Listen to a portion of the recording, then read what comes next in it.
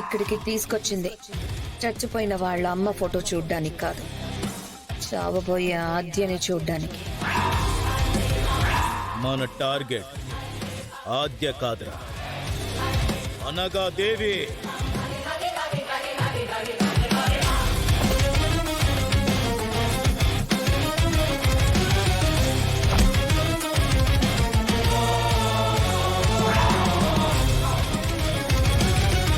ఇది కదా నాన్నంటే. ఇలాంటి గొప్ప మనసున్న నాన్న మీద గెలవాలని ఎన్ని ప్లాన్లు వేసావత్తయ్యా. తప్పు తెలుసుకున్నాను. మనం రక్తం పంచుకుని పుట్టుకుపోయినా నీ రక్తాన్ని దారిపోసి నన్ను కాపాడా.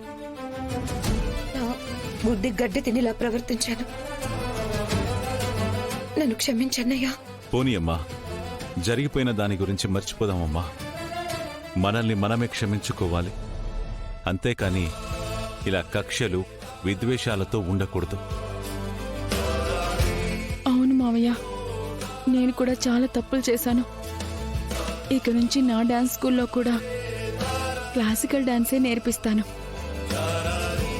ఊరి విలువల్ని, సంస్కృతిని కాపాడుతాను. అదే పిల్లలకి నేర్పిస్తాను.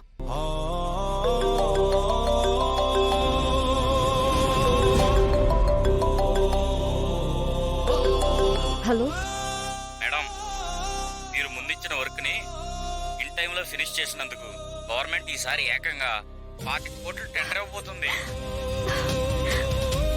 Congratulations madam. అత్తయ్య, ఈసారి వచ్చే ఏ కాంట్రాక్ట్ అయినా సరే నా పేరు మీద కాదు, మా అత్తయ్యకి ఇవ్వాలనుకుంటున్నాను.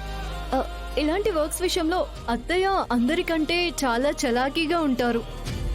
అవకాశం ఉంటే అత్తయ్య పేరుని రిఫర్ చేయండి. ఇది కూడా ముందు టెండర్లా నన్ను పిచ్చిదాన్ని చేయరు కదా? లేదు పద్మా, ఆద్య ముందే అనుకుంది. నిన్ను గొప్ప స్థానంలో చూడాలనుకుంటోంది నీ కోడలు.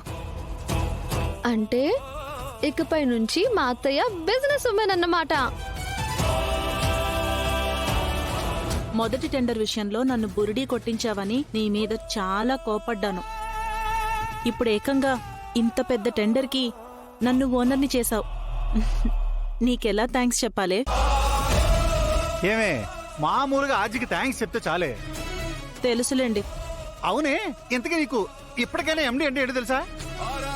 తెలుసు, మేనేజింగ్ డైరెక్టర్. ఓ